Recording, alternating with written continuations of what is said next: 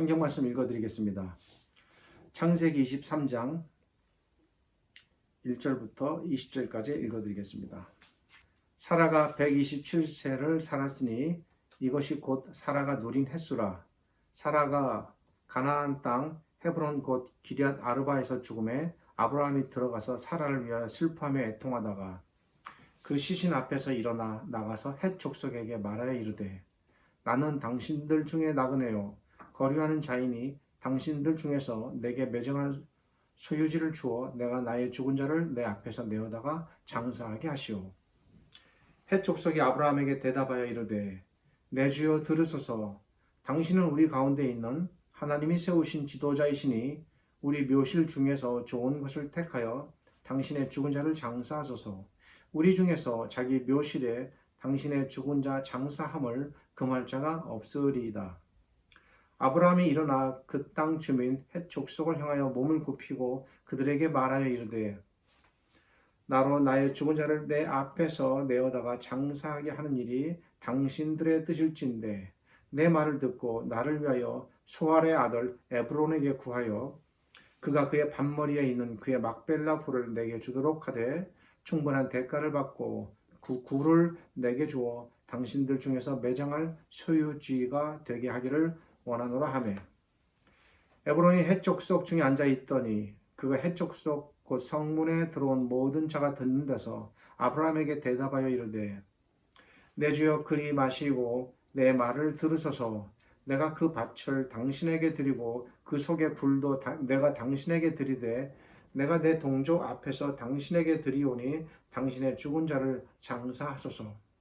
아브라함이 이에 그 땅의 백성 앞에서 몸을 굽히고 그 땅의 백성이 듣는 데서 에브론에게 말하여 이르되 당신이 합당히 여기면 청하건대 내 말을 들으시오. 내가 그 밭값을 당신에게 주리니 당신은 내게서 받으시오. 내가 나의 죽은 자를 거기 장사하겠노라. 에브론이 아브라함에게 대답하여 이르되 내 주여 내 말을 들으소서. 땅값은 은 400세겔이나 그것이 나와 당신 사이에 무슨 문제가 되리이까. 당신의 죽은 자를 장사하소서. 아브라함이 에브론의 말을 따라 에브론이 헷 족속이 듣는 데서 말한 대로 상인이 통용하는 은 400세겔을 달아 에브론에게 주었더니 마므레 앞 막벨라에 있는 에브론의 밭 곧 그 밭과 거기에 속한 굴과 그 밭과 그 주위에 둘린 모든 나무가 성문에 들어온 모든 헷 족속이 보는 데서 아브라함의 소유로 확정된지라. 그 후에 아브라함이 그 아내 사라를 가나안 땅 마므레 앞 막벨라 밭 굴에 장사하였더라. 이와 같이 그 밭과 거기에 속한 굴이 헷 족속으로부터 아브라함이 매장할 소유지로 확정되었더라. 읽은 말씀만 놓고 볼 때에는 아브라함이 아내 사라가 죽은 후에 장사를 지내는 그 과정에 대한 이야기로 이것이 왜 기록되었을까 쉽게 저희가 그 의미를 들여다보기 힘듭니다. 그러나 이 안에 중요한 의미가 담겨 있고 이것이 우리에게 주는 바 의미가 시사하는 바가 깊다고 생각하여 말씀을 전하게 됩니다. 신자와 비신자를 막론하고 이 땅에 존재하는 모든 사람들은 단 한 사람도 빠짐없이 모두 겪어야 하는 일이 있습니다. 아무리 나이 드신 분도 아무리 어린 아기라도 그리고 지금 현재 청년이라 할지라도 모두 겪어야 하는 일입니다. 바로 죽음입니다. 비신자는 물론이고 비록 예수 그리스도 안에서 구원을 받았다고 하는 신자들까지도 결코 죽음의 문제는 피해갈 수 없습니다. 또 어린아이 젊다고 하여 나중에 꼭 죽음을 맞는다 장담할 수도 없습니다. 모든 이 땅의 사람은 반드시 죽어야 하고 죽을 수밖에 없습니다. 그런데 신자의 죽음은 결코 죽음으로 끝나지 않습니다. 신자는 죽음 이후에 천국, 즉 하나님의 나라에 도달하게 되며 그리고 언젠가 반드시 영광스러운 부활의 몸을 입게 되는 것이고 이것이 곧 참된 사실이고 성경이 분명하게 증거하는 진리입니다. 앞으로 3주 동안 신자의 죽음과 구원 그리고 부활의 문제를 생각해 보려고 합니다. 아직 우리에게 죽음의 시간은 닥치지 않았습니다. 그러나 우리가 살아있을 때에 이런 문제를 진지하게 생각해 봄으로써 우리가 언젠가 하나님께 부름을 받더라도 기쁘게 자신의 죽음을 받아들일 수 있는 그런 귀한 신자들이 되기를 바랍니다. 우리 신자의 죽음의 문제와 연관해서 앞으로 3주 동안 구약에서 2개의 본문과 신약에서 1개의 본문을 다루게 될 것입니다. 오늘은 그 첫 번째 시간으로 창세기 23장을 살펴보려고 합니다. 창세기 23장에는 사라의 죽음에 대한 기록이 나옵니다. 사라의 죽음과 그리고 사라의 죽음을 맞이하는 아브라함의 모습을 살펴보면서 특별히 땅과 연관하여 그 속에 담긴 신자의 죽음의 문제를 생각해 보려고 합니다. 우선 본문의 내용을 간략히 살펴보겠습니다. 사라가 127세가 되었을 때에 그녀의 수명이 다하여 죽음을 맞게 되었습니다. 아브라함은 사랑하는 아내 사라를 잃었습니다. 돌이켜보면 아마득합니다. 저 먼 갈대아 우르로부터 그 젊은 날 아무 삶의 기반도 없는 단지 하나님의 말씀 하나에만 의존해서 수천 킬로 떨어진 가나안 땅으로 아무 연고도 없는 그 땅에 들어와 온갖 고생을 했습니다. 험난한 삶을 함께했던 사랑하는 아내 사라, 함께 애굽으로 때로는 다시 가나안으로 이동하며 온갖 고난과 때로는 수모와 순환을 함께했던 아내 사라였습니다. 노년의 나이에 약속의 아들 이삭을 얻고 함께 너무나도 기뻐하였던 나의 사랑하는 아내 사라. 그런 모든 순간들이 아브라함의 머릿속에 이마에 필름처럼 스쳐 지나갔을 것입니다. 그런 사랑하는 아내를, 평생 함께했던 아내를 떠나보내야 했던 아브라함의 마음과 심정은 얼마나 비통하고 아프고 또 애통했을까요? 그 슬픔은 헤아릴 수 없이 컸을 것입니다. 그래서 기록자도 이렇게 표현했습니다. 2절에 아브라함은 슬퍼하며 애통하였다. 슬퍼하며 애통하였다라는 표현은 비록 짧고 간결하지만 이 두 표현 속에 아브라함의 마음이 얼마나 아팠으며 그가 얼마나 슬피 울었으며 그의 마음이 얼마나 애끓었는지를 기록자가 분명히 알려줍니다. 그런데 그런 아브라함에게도 마냥 슬퍼할 수만은 없는 일이 있습니다. 결정해야 하는 문제가 있습니다. 남은 절차입니다. 무엇입니까? 장례입니다. 비록 아내가 죽었지만 아내를 장사 지내야 하고 장생을 지내려면 매장지를 결정해야 합니다. 여러 절차들이 있었겠지만 그 중에 가장 중요한 것은 매장지를 결정하는 일입니다. 당시 사라가 죽음을 맞았을 때에 아브라함은 헷 족속의 땅인 헤브론에 거주하고 있었습니다. 아브라함이 헤브론에 거주는 하고 있었지만 아브라함에게는 자신의 거주지 이외에 아내를 장사 지낼 다른 땅을 갖고 있지 못했습니다. 하나님께서 아브라함에게 장차 가나안 땅을 헤브론을 포함해서 끝없이 드넓은 그 모든 가나안 땅을 주시겠다고 약속하셨지만 실제로 사라가 죽는 그 순간까지에도 아브라함에게는 안타깝게도 사라를 매장할 매장지조차 갖고 있지 못했다는 사실입니다. 여전히 땅 문제는 미완의 문제로 남았고 아브라함에게 풀 수 없는 숙제였을 것입니다. 이 아브라함은 아내 사라를 장사 지낼 매장지를 구해야 했습니다. 문제는 그 절차입니다. 우리가 살펴보아야 할 부분은 이 부분부터입니다.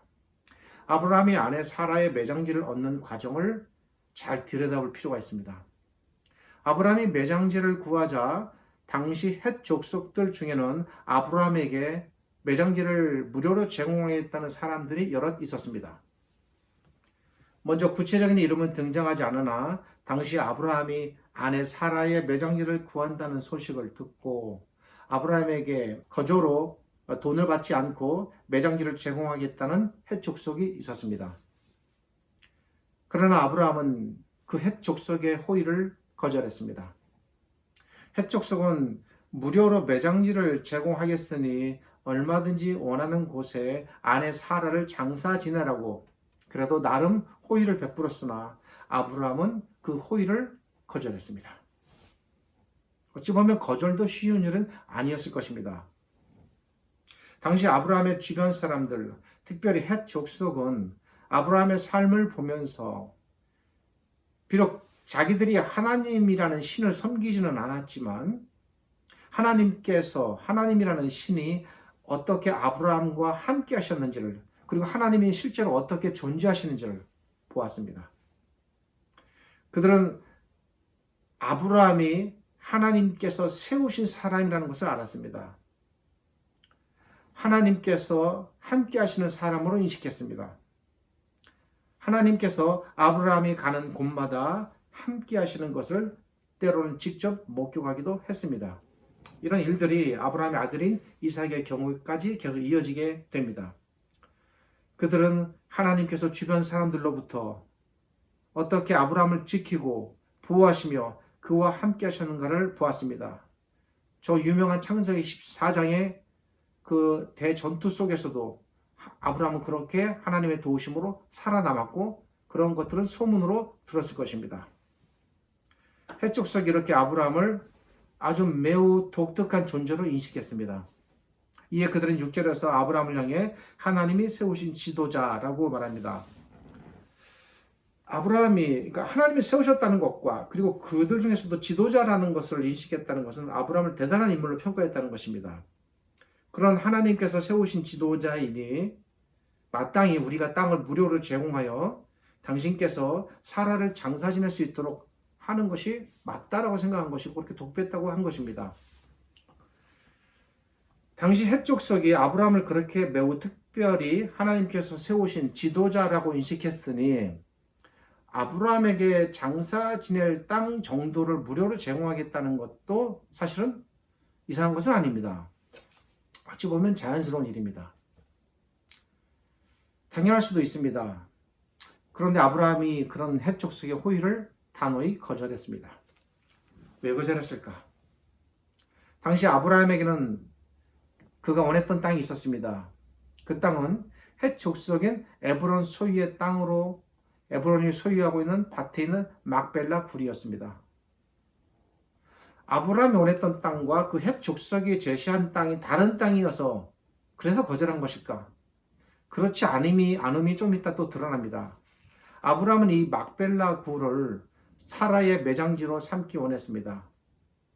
이렇게 분명한 태도를 보인 것으로 보아 이미 사라의 죽음 이전부터 그 땅을 매장지로 삼을 것을 이미 마음에 계획했던 것 같습니다. 에브론을 찾아가 막벨라 굴을 자신에게 팔도록 부탁했습니다. 아브라함이 자신에게 찾아와 땅을 구하자 헤브론이 아닙니다. 여기서는 에브론입니다. 혼동하지 마십시오. 에브론은 성문에서 사람들이 다 듣는 데서 이렇게 말합니다. 어찌 보면 에브론 입장에서는 이렇게 사람들을 증인으로 삼아 말할 정도로 자기의 의지를 확고히 보여줬다고 볼 수 있습니다. 내 주여 그리 마시고 내 말을 들으소서. 내가 그 밭을 당신에게 드리고 그 속의 굴도 내가 당신에게 드리되 내가 내 동족 앞에서 즉 이들을 증인으로 삼아 당신에게 드리오니 당신의 죽은 자를 장사하소서. 앞에서 다른 헷 족속은 아브라함을 하나님께서 세우신 지도자로 표현했는데 이번에 에브론은 아브라함을 향해 내 주라고 말합니다. 물론 앞에 헷 족속도 아브라함을 주라고 표현하기도 했습니다. 당시 아브라함 주변의 헷 족속들이 아브라함을 어떻게 인식했는지가 잘 드러나는 대목입니다. 하나님께서 아브라함과 함께 하셨음을 어떤 경로인지는 구체적으로 드러나지 않으나 헷 족속이 분명히 보고 깨달았습니다.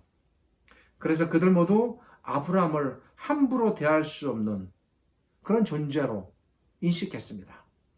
아브라함 뒤에는 언제나 하나님이 계시다. 저분을 잘못 건드렸다가는 우리가 그 해를 당한다. 이런 인식이었습니다.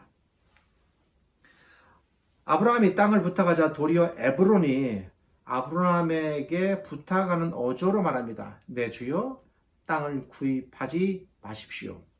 내가 당신께 막벨라 굴뿐 아니라 막벨라 굴이 속한 밭까지 모두 값을 받지 않고 드리겠습니다.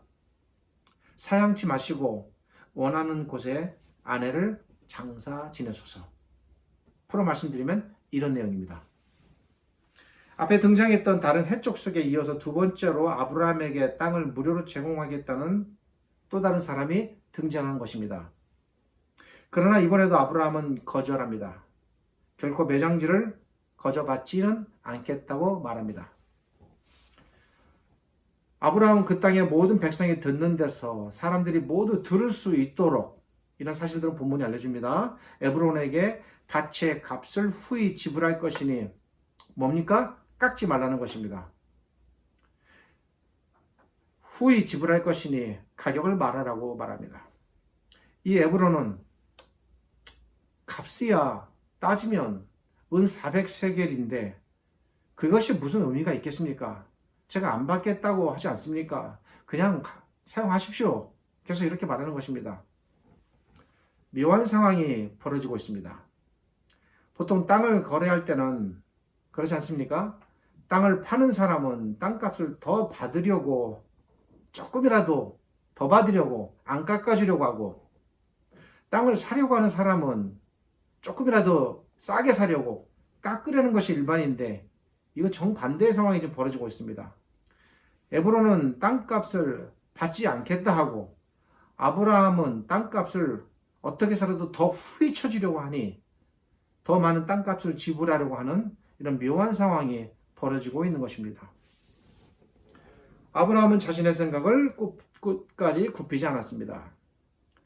아브라함은 결국 은 400세겔을 땅값으로 지불하고 그리고 막벨라 굴의 아내를 장사 지냈습니다.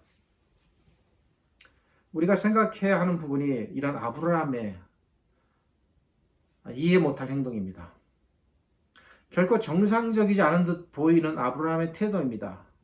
공짜를 원래 싫어하는 사람이라서 그런가? 일반적으로 땅을 무료로 제공하겠다고 하면 고마워서라도 받을 것입니다. 혹 마음이 바뀔까봐 얼른 받을 것입니다. 그러나 아브라함은 두 번씩이나 제공되는 호의를 모두 거절했습니다. 끝까지 거절하고 결국에 땅값을 후히 지불하였다는 것은 결코 아브라함이 체면상의 거절이 아니었음이 드러납니다. 그렇다면 여기에 분명 필시 아브라함의 어떤 이유가 있었을 것입니다. 왜 그랬을까? 얼핏 우리가 성경을 읽다 보면 때로는 그저 간단한 해프닝으로 이런 일이 기록되었구나라고 가볍게 읽고 지나갈 수 있는 부분임에도 불구하고 그 속에 어떤 하나님께서 의도하신 때로는 깊고 아주 중요한 의미가 담겨 있는데 우리가 그것을 미처 알아채지 못하고 그냥 단순한 사건으로 읽고 넘어가는 그런 경우가 있을 수 있습니다. 근데 오늘 본문이 바로 그런 경우에 해당됩니다. 자칫 그냥 넘어갈 수도 있는 이 사건에 대한 기록, 이 안에 담긴 의미는 무엇일까? 왜 아브라함은 헷 족속의 호의를 이렇게 끝까지 거절했을까? 한 번이라면 모르겠는데 두 번씩 끝까지 거절했다면 진심이었고 분명 이유가 있을 것입니다. 그러나 그 거절이 우리로서는 쉽게 납득되지는 않습니다. 왜 그는 이웃들의 모든 호의를 거절하고 꼭 아내의 매장지를 돈을 주고 구입하려 했던 것일까? 그 이유는 첫 번째로 아내의 매장지가 장차 누구에게도 빼앗기지 않도록 법적인 절차를 밟아두기 위함이었습니다. 이것은 근데 표면적인 이유입니다.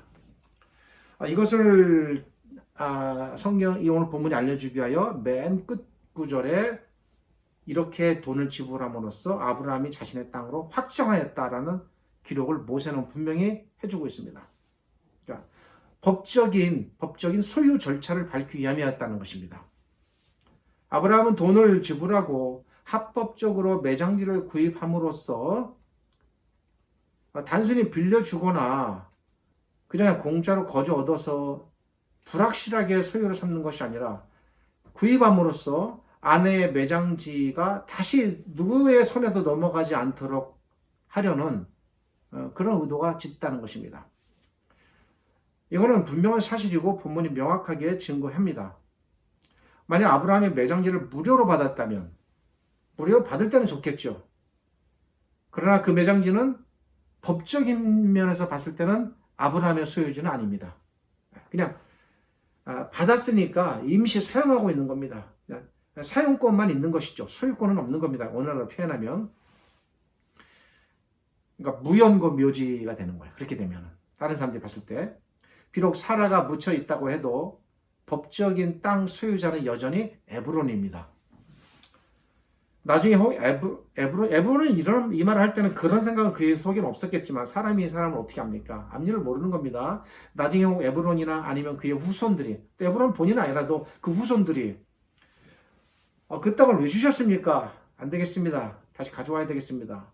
라고 말해서 아브라함에게 매장지를 다시 내놓으라고 하면은 내놓을 수밖에 없습니다.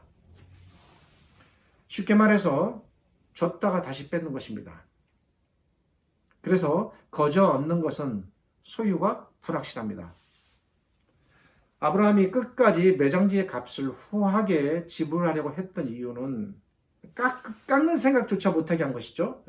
넘치게 줌으로써 그 매장지를 앞으로 그 누구에게도 빼앗기지 않을 법적으로 보장된 합법적인 아브라함의 소유주로 해두기 위함이었고, 이런 아브라함의 의도를 본문 맨 마지막 구절은 그렇게 해서 확정되었다라고 표현하고 있는 것입니다. 그래서 아브라함은 땅값을 지불할 때에도 그저 어디 방에 들어가서 둘만 계약하고 계약서 쓰고 지불한 것이 아니라 일부러 많은 사람들이 보는 데서 값을 지불했습니다.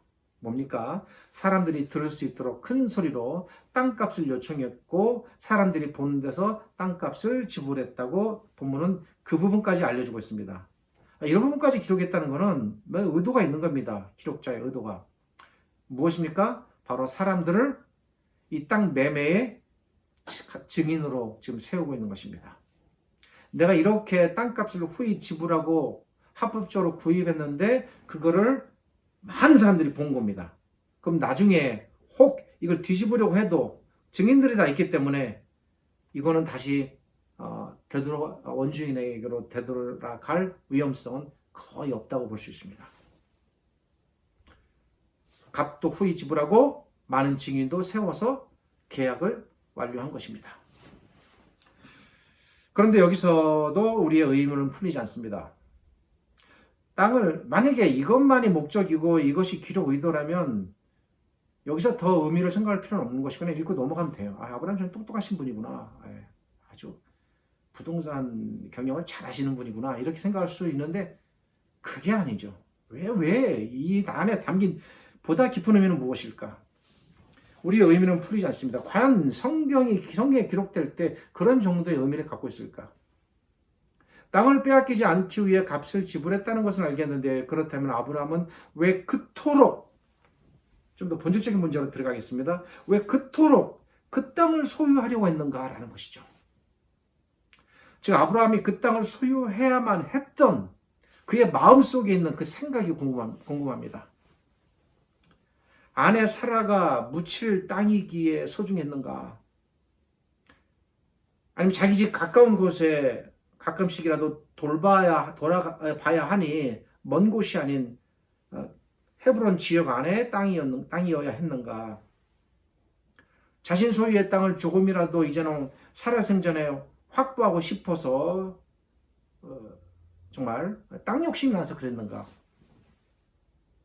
너무 그 땅이 마음에 들어서 그랬는가? 여러 가지 이유들을 추측해 볼 수 있습니다. 이런 이유들이 있을 수도 있고 없을 수도 있습니다. 그러나 이건 결코 이 본문과 연관된 부분들이 아닙니다. 아브라함이 이토록 그 땅에 집착하는 이유는 무엇일까? 그 이유를 알아볼 수 있습니다. 가능합니다. 아브라함에게 가나안 땅은 약속의 땅입니다. 사실 이 땅으로 들어오기 전에 이 땅이 존재하는 것조차도 몰랐을 것이고 이 땅은 전혀 상관없는 그런 삶을 수천 킬로 떨어진 곳에서 그가 살았습니다. 그런 그를 하나님께서 나타나시어 이 가나안 땅으로 그를 불러 들이신 것입니다. 그리고 가나안 땅이 앞으로 너의 전부 다 너의 땅, 너의 후손의 땅이 될 것이다 라고 약속하셨습니다. 그 약속 하나 믿고 그 가나안 땅을 자신의 후손들이 살아갈 땅으로 여겼기에 힘들어도 견디고 그 땅에 뿌리박고 살아왔던 것입니다. 그러기에 그 가나안 땅은 아브라함의 땅이어야 했고 죽어서도 아브라함의 땅이어야 했습니다. 왜? 후손들이 살아갈 땅이라는 것은 아브라함이 죽어서도 그 땅은 자신들의 땅이라는 것입니다. 살아있을 때에 가나안 땅에 산다는 것은 이것이 하나님께서 불러들이셔서 하나님과 함께 그 가나안 땅에서의 삶이 이루어지기에 그 가나안 땅에 산다는 것 자체가 하나님과 함께하는 삶이었고 하나님의 품 안에 사는 것을 의미했고 하나님과 동행하는 삶이었습니다. 그래서 기근의 문제가 닥쳤을 때 애굽으로 갔더라도 다시 가나안 땅으로 하나님께서 또 불러 이끌어 들이신 것입니다. 거기 떠나지 말라는 것입니다. 그렇게 살아서도 가나안 땅에서 살아야 하고 그리고 죽어서도 가나안 땅에 묻혀야 했습니다. 비록 몸은 죽어 이 가나안 땅에 묻히나 죽어서도 가나안 땅에 묻힌다는 것은 살아있는 것과 같은 원리로 죽어서도 하나님과 함께 하나님의 품 안에 사는 것이라고 그에게는 가나안 땅이 그런 의미로 다가왔던 것입니다. 쉽게 얘기해서 뭡니까? 죽어서도 가나안 땅을 떠날 수 없다는 것입니다. 아브라함의 머릿속에는 이게 제가 지금 상상력을 가동해서 드리는 말씀 같지만 그렇지가 않아요. 나중에 이제 다음 시간 한 번 더 이제 다른 부분을 대할 것인데 이제 다른 사건을 통해서 아브라함의 의도가 거기에 있었음이 드러나게 됩니다. 아브라함에게는 이 땅에 대하여 그런 생각이 있었습니다. 그거를 다른 말로 믿음이라고 표현할 수 있습니다. 하나님을 믿는다는 것은 그 땅에 대한 믿음을 여전히 유지하고 있는 것과 아브라함에게는 같은 문제였습니다. 비록 내 아내가 이 땅에서 삶을 마감하고 죽음을 맞이했으나 내 아내는 죽음으로 끝나는 것이 아니고 그리고 영원히 나를 떠나는 것이 아니고 내 아내가 비록 살아서 이 땅을 떠날지라도 내 아내는 죽어서도 이 땅에 묻힘으로써 앞으로 영원히 하나님과 함께 하나님의 품 안에서 산다 라는 생각을 하는 것입니다. 그리고 나도 죽더라도 이 가나안 땅에 묻힘으로써 내가 하나님께 들어간다라고 여전히 그런 생각하신 거예요. 그러니까 아브라함에게는 가나안 땅 안에 매장지가 분명히 있어야 했습니다. 확고한 매장지, 그 누구에게도 빼앗길 수 없는 매장지, 그리고 그런 매장지는 아브라함 자신과 사라만의 매장지도 아니었습니다. 왜? 가나안 땅이 앞으로 모든 후손들에게 주어질 땅이었기 때문에 아브라함이 매장지를 생각할 때도 후손까지도 염두에 두는 겁니다. 그러니까 후손까지도 여기서 살다가 여기서 죽어, 여기서 묻혀, 여기서 하나님과 영원히 살으라는 겁니다. 그러기에 아브라함에게 가나안 땅은 단순한 땅이 아니었습니다. 아브라함이 살아있을 때의 가나안 땅은 하나님께서 나와 함께 하신다는 증거의 땅이었으며 그러니까 애굽에 갔어도 빨리 다시 가나안 땅으로 들어와야 되는 것이었습니다. 죽어서도 가나안 땅에 묻힌다는 것은 죽어서도 하나님과 영원히 산다는 것을 땅으로서 의미하는 것입니다. 그것이 가나안 땅이 삶과 죽음의 문제를 초월하여 아브라함에게 주는 의미였습니다. 그러기에 아브라함은 영원히 빼앗기지 않을 가나안 땅 안에서의 매장지가 필요했을 것입니다. 그리고 아내 사라뿐만 아니라 자신과 그리고 자신의 아들 이삭과 그리고 장차 이삭의 아들인 야곱과 그리고 후손들까지 모두가 묻힐 가나안 땅의 매장지가 필요했던 것입니다. 비록 아내 사라와 아브라함 자신과 그리고 이삭과 그리고 야곱을 비롯한 후손들이 이 땅을 살다가 죽더라도 그들은 결코 빼앗기지 않을 가나안 땅에 묻히게 함으로써 모든 후손들이 죽었어도 하나님과 함께 산다는 사실을 상징적으로 알리고 싶었던 것입니다. 놀라운 사실이 있습니다. 이 후손들이 이렇게 가나안 땅을 애타게 갈구하는데 어디에 살게 됩니까? 애굽에 살게 되죠. 요셉은 어디에 묻힙니까? 애굽에 묻힙니다. 근데 그들이 출애굽할 때 어떻게 했습니까? 요셉의 뼈를 추려서 가나안 땅에 가지고 들어옵니다. 엄청난 사실이에요. 이 땅을 매장지로 구입할 때 이런 모든 하나님 편에서 봤을 때의 관점, 그 플랜이 아브라함 속에 있는 겁니다. 그러기에 가나안 땅의 매장지는 아브라함에게는 곧 하나님께서 계시는 곳, 하나님과 함께 사는 땅인 상징적인 의미에서의 천국을 의미했을 것입니다. 이것이 진정 아브라함이 가나안 땅을 매장지로 삼아야만 했던, 그리고 그 누구에게도 뺏길 수 없는 확고한 땅이어야 했던 이유였습니다. 이렇게 아브라함은 가나안 땅을 하나님께서 주신 약속의 땅으로 여겼기에 살아서도 가나안 땅에 살기 원했고 죽어서도 가나안 땅에 묻히기 원했습니다. 그래서 그는 그 땅을 영원한 땅으로 삼기 위해 값을 지불하고 가나안 땅의 막벨라 굴을 자신의 매장지로 삼게 됩니다. 아브라함은 비록 아내가 곁을 떠났지만 이렇게 매장지를 준비함으로써 아내의 죽음 너머를 내다보게 되는 것입니다. 아내의 죽음 너머에 분명 나와 나의 아내를 가나안 땅으로 이끄신 우리 하나님께서 계시며 아내는 그곳으로 돌아갔고 나도 돌아갈 것이다. 아브라함의 이러한 생각을 우리는 믿음이라고 표현합니다. 아브라함은 아내의 매장지를 가나안 땅으로 영원히 묶어둠으로써 아내가 영원히 가나안 땅, 즉 하나님께서 계신 곳 천국, 하나님의 나라 그곳에 들어갔음을 자신의 매장 행위를 통해서 알려주고 있습니다. 우리도 마찬가지입니다. 우리에게는 아브라함처럼 물리적인 의미에서의 가나안 땅은 존재하지 않습니다. 그런데 이것이 본문에 기록되어 있다는 것이 우리가 생각해야 할 문제입니다. 우리에게 기록된 이 창세기의 이 사건의 기록은 장차 우리가 들어갈 하나님의 나라, 들어갈 천국, 그 장차 우리가 들어가 살게 될 영원한 우리의 처소를 간접적으로 상징합니다. 지난 꽤 오래전 시간에 상당 기간 동안 가나안 땅과 연관된 하나님의 나라에 대해서 제가 말씀을 여러 차례 드린 바가 있는데 그것이 살아있을 때 들어갈 하나님의 나라로서 뿐만 아니라 죽어서도 영원히 누리게 될 그분의 나라의 의미가 오늘 이 사건을 통해서 거기까지 드러나는 것입니다. 아브라함과 사라와 그리고 그의 후손들이 가나안 땅에 묻힘으로써 영원한 하나님의 나라에 들어간 것처럼 우리도 우리의 영원한 하나님의 나라에 언젠가 들어갈 것입니다. 비록 우리가 잠시 이 땅을 살다가 죽을지라도 우리의 삶은 죽음으로 그러기에 끝나지 않습니다. 하나님 나라에 우리가 들어가는 것을 다른 관점으로 죽음이라고 표현할 뿐입니다. 우리의 삶은 분명 하나님의 나라에서 영원히 이어집니다. 이 분명한 사실을 아브라함이 믿었고 그런 관점으로 아내 사라를 떠나보냈고 이 과정을 통해 우리도 알고 있는 것입니다. 우리 모든 신자들은 이 땅에서 사나 이 땅의 존재들이 아닙니다. 우리 모든 신자들은 유한한 존재이나 동시에 영원한 존재입니다.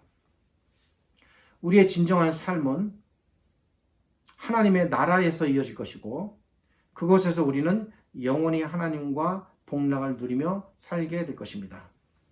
그러면 우리는 여기 지금 왜 살고 있는가? 우리 신자들에게 본향은 언제나 하나님 나라입니다.